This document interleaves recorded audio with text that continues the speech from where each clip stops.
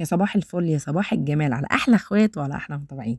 النهارده بقى جايبه لكم وصفه الحواوشي الاسكندراني بكل تكاتها وكل خطواتها. خليكم معايا لاخر الفيديو وشوفوا السر بتاع الخباز في العجينه. هقول لكم دلوقتي على السر والتكه بتاعت الخباز. احنا كلنا بنعمل الحواوشي بيطلع معانا جميل، بس بيبقى في فرق بيننا وبين الخباز، بيبقى في تكه كده. التكه دي انا هقول لكم عليها النهارده بكل تفاصيلها.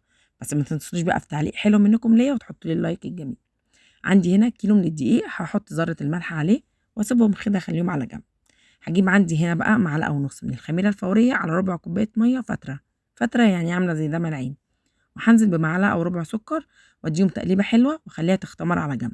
لو انت ضامنة الخميرة بتاعتك طبعا هتحطيها على طول. هغطي بقى الخميرة بتاعتي دي لحد لما تختمر معايا. طبعا الحتة دي انا مش عارفة، انا يعني التصوير كنت بصور قطعت مني فمعلش سامحوني فيها. هنا بقى هاجيب كده الخميرة بتاعتي بعد ما تختمر معايا، هانزل كده في العجينة بتاعتي أو في الدقيق بتاعي، وانزل بقى كده بعد ما احطها انزل بحبة مية، حبة مية فترة برضو معايا. بس هقول لكم من دقيق لدقيق بيختلف المية بتاعته، فطبعا انت يعني حلوة وجميلة كده هتعرفي العجينة بتاعتك هتتلم معاكي ازاي لحد لما تتلم. انا هنا بقى عجنتها ولا 10 دقايق كده على ايدي وخلصت كده معايا، بس لازم تعجنيها كويس جدا. جبت بقى العجينة بتاعتي دي وغطيتها بقى بستريتش كراب كيس تلاجة زي ما انا ما عملت، وهخليها من نص ساعة لساعة الا ربع. الجو بدأ يحرر وهخليها كده على جنب تختمر معايا. جبت بقى هنا عندي البصل بتاعي والفلفل الرومي، انا بحب اضربهم في الكبة. يعني لما اعمل حواوشي بالذات بحبهم الاتنين يتضربوا مع بعض، يعني مش بقطع الفلفل لوحده والبصل لوحده، لا، بحبهم الاتنين بيدوا ميكس حلو قوي. هضربهم كده زي ما انتوا شايفين بيختلطوا بيدوا فعلا طعم حلو. هنزل بقى كده في البوله البصل والفلفل اللي انا ضربته مع بعض، وهنزل بقى باللحمه بتاعتي. واحنا عايزين التكه رشه بتاعت الحواوشي بتاع بره بيبقى فيه كده تكه طعم غريب، احنا مش بنعرف نعمله في البيت. التكه والخطوه دي والسر في الليه الضاني. هاتي حته ليه كده وبشوريها، طبعا هتجمديها الاول في الفريزر عشان تعرفي ان انت تبشريها، وبشوريها وحطيها. هتدي معاكي الطعم بتاع بره، طبعا بنظافه بيتك وانت طبعا خادمه الحاجه فهتبقى احلى. نزلت هنا بقى بالبقدونس بتاعي، هنزل هنا بقى بالتوابل، ملح فلفل اسود بهار لحمه، ولو عندك جوز الطيب هتبشري كده نص كوره وبألف هنا. عندك مبشور هتحطي نص معلقه من النعناع. هديها بقى عجنه حلوه كده وكده تبقى خلصت معايا العجينه بتاعتي بتاعت الحواوشي. هخليها على جنب ونشوف العجينه بتاعتي بعد ساعه الا ربع عملت ايه. قبل بقى هنا ما افتح على العجينه هجيب ربع كوبايه، معلقتين ميه على ربع معلقه خميره على ربع معلقه سكر وهديهم تقليبه. طب انت كده حطيتي خميره رشه اول مره، لا هخمرها تخميره تانية، وده السر بتاع الخباز. انا عايزه اقول لكم ان انا كنت بعملها حلوه وكانت بتبقى واقفه معايا على تكه، طب ليه مش بتطلع زي اللي انا بخبزها عند الخباز؟ فلما سالته مشكور ما بخلش عليا وعطاني السر. طبعا انا كده هخمرها مرتين، بس تاني مره خليها يعني من 10 دقايق لربع ساعه.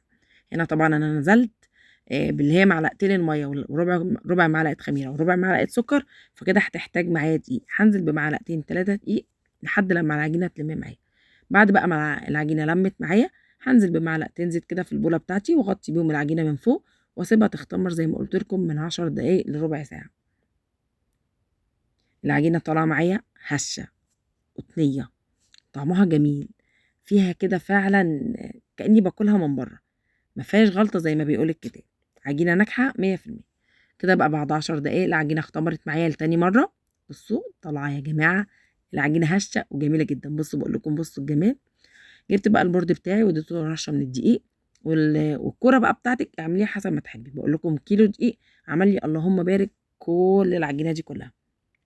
هنا بقى عندي نص كوبايه زيت. الزيت هعمل بيه ايه؟ هفرد بيه العجينه. العجينه طالما اختمرت معاكي وارتاحت معاكي، خدي بصوا فرد العجينه في هوا زي ما بيقولوا كده بسرعه الصاروخ. انا عملت الكميه دي كلها.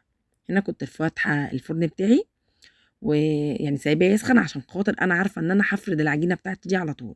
حطيت بقى كده دهنت البورد بتاعي او الرخامه او اي حاجه هتفردي عليها، دهنتها زيت.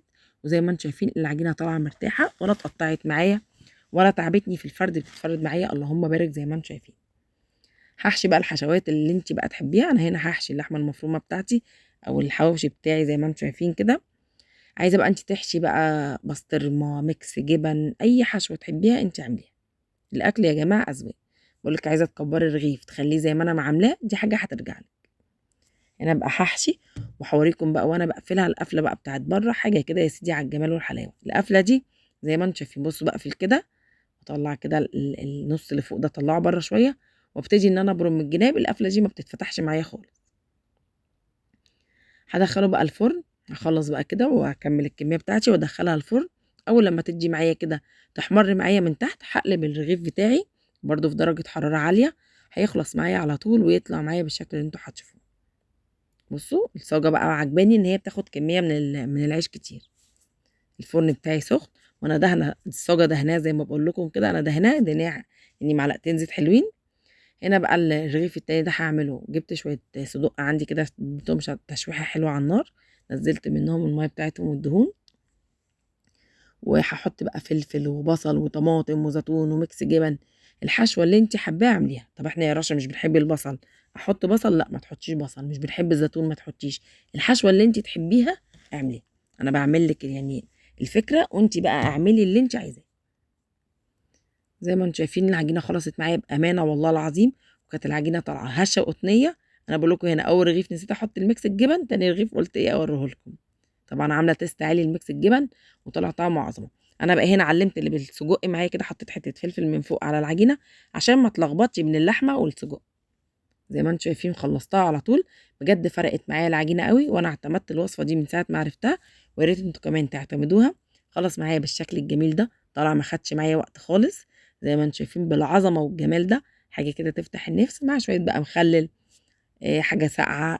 ظبطي الدنيا بقى انت، انا اعطيتك الفكره وانت ظبطيها. يا رب الفيديو يكون خفيف واكون ضيفه خفيفه معاكم ويكون عجبكم وفدتكم فيه. كنت معاكم رشا.